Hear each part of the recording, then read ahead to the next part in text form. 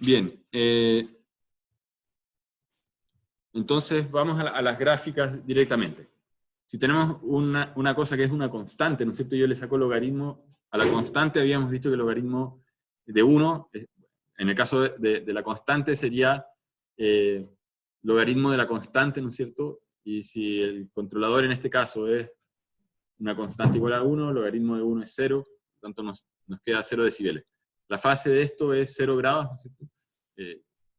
Desde el punto de vista de evaluar KdS en S igual a J omega, ¿no es cierto? Esto no tiene parte imaginaria, por lo tanto es siempre un vector en el plano complejo que está apuntando en la posición 1,0.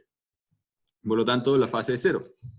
Si tenemos un integrador puro, ¿cierto? Y evaluamos acá J omega, en el S nos queda un 1 partido por J, lo cual significa que va a tener fase, si multiplicamos por J arriba y abajo, ¿cierto? Nos va a quedar menos J y un número.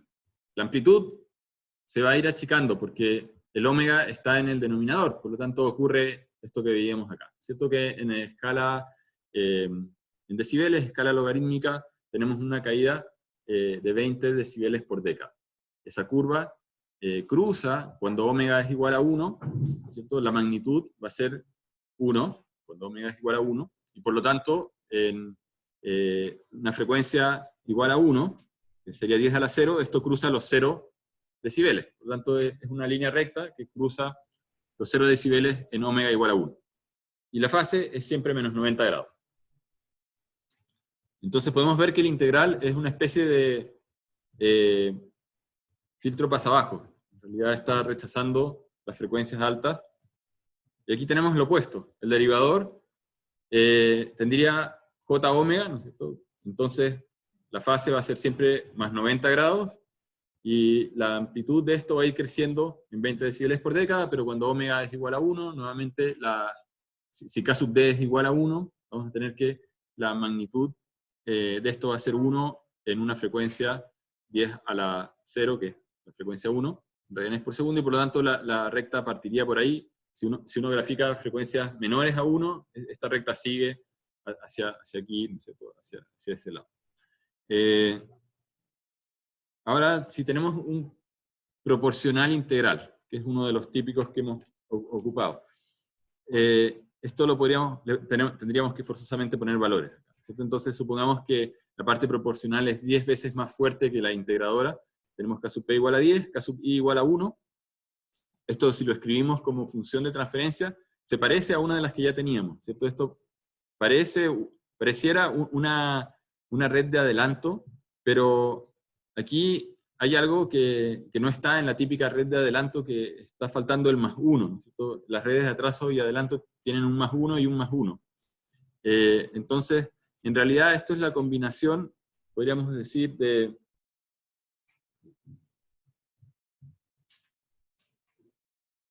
de 10S más 1 dividido por 1 multiplicado por esto de acá, ¿no es cierto? Entonces, esto es atraso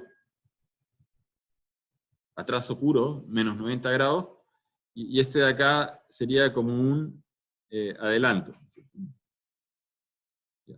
Este de acá, ¿a qué frecuencia está actuando? Está actuando a la frecuencia S igual a menos eso, ¿no es cierto? 0.1 negativo. Negativo ahí. Y este de acá está actuando a la frecuencia S igual a 0. Entonces, ¿cuál empieza a actuar primero? El atraso, ¿no es cierto? El atraso a S igual a 0, que sería algo que no está en este gráfico porque aquí tenemos frecuencia 0.01, pero sabemos que el integrador genera una caída que cruza los 0 decibeles en la frecuencia 1, ¿no es cierto? Aquí estamos en frecuencia 1, 10 a la 0 es la frecuencia 1, y entonces esto cae a 20 decibeles por década, el integrador. 20, o sea, aquí tenemos 20, 30, ¿no es cierto? Y una década sería acá, o sea...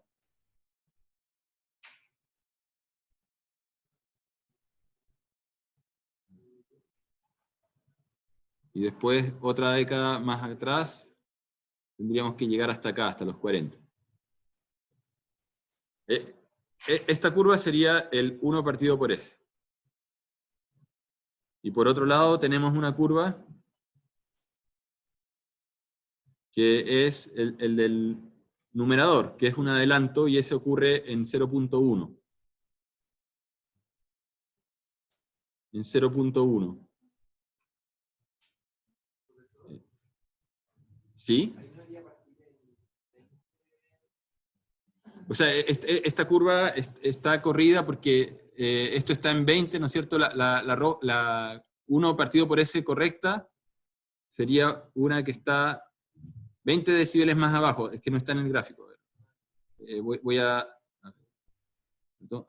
Aquí me falta 0, ¿no es cierto? 0 decibeles, y aquí a frecuencia 1, 0 decibeles, tendría una línea roja, esa sería en realidad la correcta.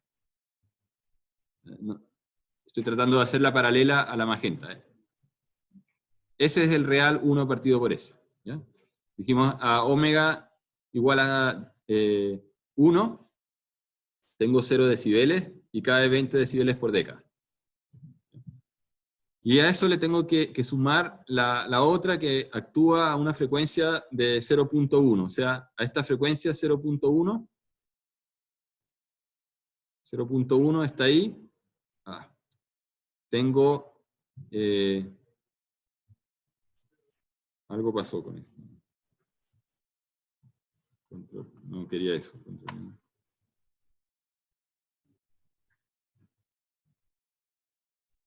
Ya, a esta frecuencia 0.1 se supone que la red de adelanto no le hace nada a la amplitud, y de ahí en adelante empieza a aumentar 20 decibeles por década. O sea, aquí estamos... En realidad esto debería dibujarlo acá abajo. Está mal. 0, ¿no es cierto? Y de ahí en adelante empieza a subir 20 decibeles por década. O sea, estaría acá, después otros 20 más, estaría ahí, etc. Entonces, si sumo la línea verde con la roja, voy a tener la línea azul, que está...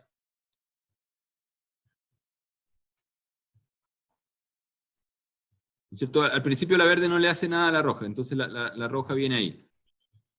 Y en este punto la verde empieza a anular la caída que está haciendo la roja, entonces se queda ahí. Esa sería la gráfica de amplitud de este controlador PI en particular, dadas las ganancias que elegí, los números que elegí. O sea, puede que en otros casos, con otras ganancias, esto haya seguido cayendo un poquito más allá y después quede en 0. ¿Ya? Pero con las ganancias que tiene, queda así. Y lo mismo para la fase, uno puede hacer el ejercicio para la fase. No me voy a detener en eso porque es más de lo que ya habíamos visto en los gráficos de Bode anteriores, solamente mostrar el caso del PD. Entonces el caso del PD es como la acción opuesta, el proporcional derivativo sería un pasa alto, ¿ya? Nuevamente aquí tengo que poner un valor para el caso P, puse 10, que es más fuerte que el 1/4 para la acción derivativa. Si junto esto en una, como función de transferencia, tendría 10 dividido por 4 más S también dividido por 4, entonces esto es lo mismo que 0.25 más 0.25S más 10, está bien. Ya, entonces, eso es un adelanto puro.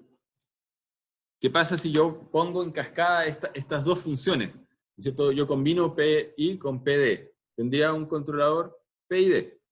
Y es lo mismo que habíamos hecho en el ejercicio que estaba haciendo de poner sistema 1 en serie con sistema 2, etc. Y uno puede llegar a este tipo de gráficos. Aquí tengo un PID en el cual, ¿no es cierto?, tenemos KP más KI dividido en S más KD por S. Si yo combino, lo que va a ocurrir es que en el numerador me va a aparecer un polinomio que es cuadrático, que depende de los coeficientes KD, KP y KI. y en el denominador me va a aparecer solamente un S, o sea, uno de orden 1. Dependiendo de los valores que yo tenga, o que yo elija, aquí en este caso me está quedando exactamente un rechazabanda. Y la fase va entre menos 90, y este menos 90 puede ser molesto, porque me está quitando margen de fase. Entonces, va a depender mucho de qué cosa tenga la planta original a esta frecuencia, entre 10 menos 2 y 10 a la menos 1. Puede que no le haga nada a la planta original y este PID sea útil para compensar el margen de fase. Por ejemplo, aquí tenemos una red de adelanto hecha de esta manera, con estos términos. 1 domina sobre el 0.1, ¿no es cierto? Es más fuerte el numerador que el denominador, por lo tanto es adelanto. Aquí tenemos el caso opuesto.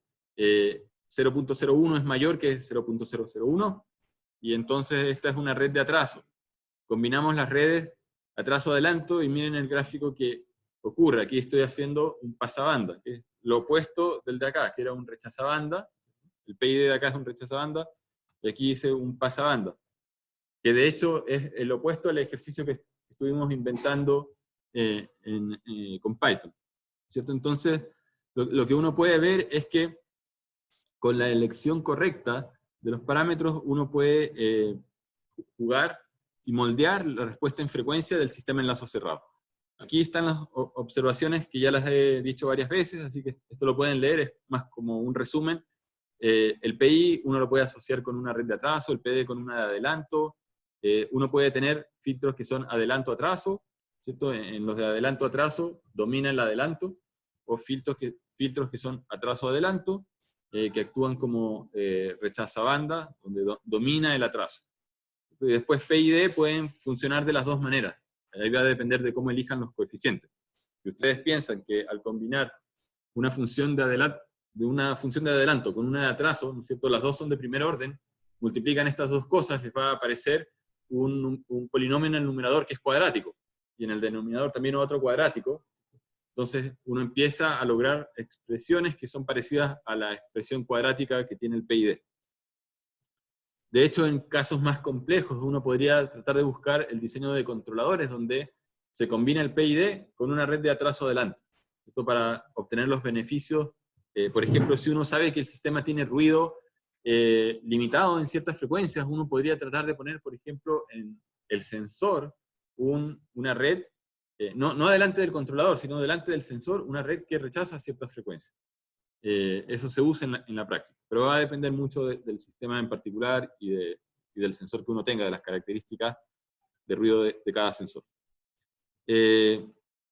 Dijimos siempre, las redes de adelanto, así como el derivador, mejoran los márgenes de fase porque están sumando fase, y tienen esta acción como de predicción, porque yo al calcular una derivada, estoy viendo hacia dónde va la curva, cuál es la pendiente de la curva. La curva va hacia arriba, va hacia abajo. Entonces cuando yo uso la acción derivativa sobre el error, yo estoy viendo si el error se me está escapando hacia arriba o se me está escapando hacia abajo. En cambio, la acción integral es la opuesta. Está analizando la información histórica. Entonces, uno podría decir que tomar decisiones solamente en función de acciones puramente históricas de lo que ocurrió hace mucho tiempo atrás también podrían llevar el sistema a la inestabilidad.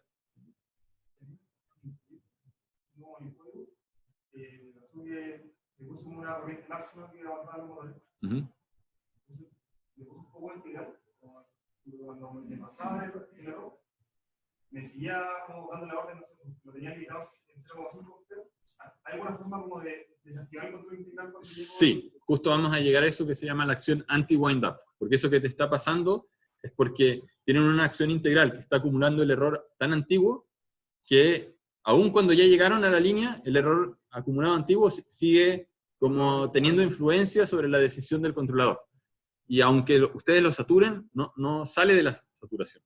Entonces, ese efecto se llama wind-up, viene de la época en que los controladores principalmente se usaban en procesos químicos, y lo que, digamos, alteraba el estado del proceso, si es que uno estaba controlando la temperatura de un horno, probablemente era el flujo de combustible o de gas. Entonces habían válvulas que eran con motores que movían un tornillo, básicamente. Si yo tengo flujos que se están mezclando en una reacción química, también son válvulas. Si tengo presiones, también son válvulas que tienen que liberar presión. Todo eran válvulas con motores. ¿Y qué era lo que les pasaba? Que de repente el control PID acumulaba error, la válvula decía, ábrete al máximo, y como eran tornillos, llegaban a la posición límite del tornillo y el tornillo se les trababa. Entonces, no solamente era un problema entre comillas, como de software o de control analógico, sino que cuando uno lleva un tornillo al extremo, de repente, si uno lo aprieta, se queda trabado y después alguien mecánicamente tenía que ir a destrabarlo. Entonces, ese era un problema en los sistemas antiguos. Hoy en día eso ya está resuelto, las válvulas uno les pone como límites por software para que nunca lleguen al tope del recorrido de los mecanismos, pero era un problema. Entonces empezaron a desarrollar estrategias por software que se llaman estrategias anti-wind-up, pero la gente se pregunta, ¿qué cosa es el wind-up de algo electrónico si no hay nada móvil? Pero viene de ahí la palabra. Entonces, eso es lo que vamos a ver ahora, ¿cierto? La acción proporcional, solamente como recordatorio, siempre apura la respuesta, hace que la reacción del sistema sea más rápida. Entonces, las cosas hay que usarlas en su justa medida, tal vez haciendo una conexión con lo que ocurre a nivel del gobierno. De hecho, la palabra cibernética, no sé si yo se los mencioné al principio del curso, pero cibernética viene de una palabra griega que es kibernetos, que es gobierno, básicamente el gobierno. Y justamente los sistemas de control también en algunos textos antiguos aparecen como sistemas de gobierno o gobernadores. Cuando uno ve cómo llamaba Watt al sistema de unas bolas que giraban para estas máquinas de vapor, se llamaba Flyball Governor. Generalmente en Europa del Este, durante los 70, se acuñó mucho el uso de la cibernética, y los que trabajaban en control decían que trabajaban en cibernética, pero eran porque la palabra viene de gobierno. ¿Qué tiene que ver esto de gobierno con lo que está pasando? Es que en las decisiones que se toman, lo que pasa es que las decisiones humanas son mucho más difíciles. Uno toma decisiones que son decisiones que consideran proyecciones hacia el futuro, que es la acción derivativa, información histórica, que es la acción integral, y la fuerza está dada por la acción proporcional, o sea, qué tan rápido yo implemento medidas. Y entonces, esto es algo sabido, o sea, incluso cuando uno estudia la dinámica de sistemas sociales, y yo no puedo, que tengo que tener cuidado. Lo que pasa es que en un sistema físico yo puedo hacer una simulación, ¿no es cierto?, usando las ecuaciones físicas, y ver cuánto de cada acción tengo que poner. Pero es algo sabido que yo no puedo basarme todo en puras derivadas, o puras integrales no sirven, y hay una combinación. El tema es cómo, en el caso real, cómo los políticos logran ese balance de acciones, ¿no es cierto?, en cosas que son económicas, cosas que son sociales, etc.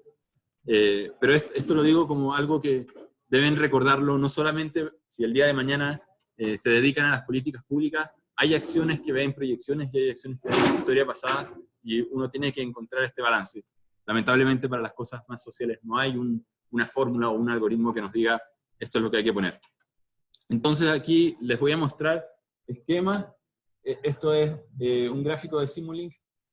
Nosotros no estamos usando MATLAB, pero es súper ilustrativo ver cómo el error uno lo puede repartir en tres acciones, ¿no es cierto? La acción integral, la acción derivativa y la acción proporcional, que se combinan.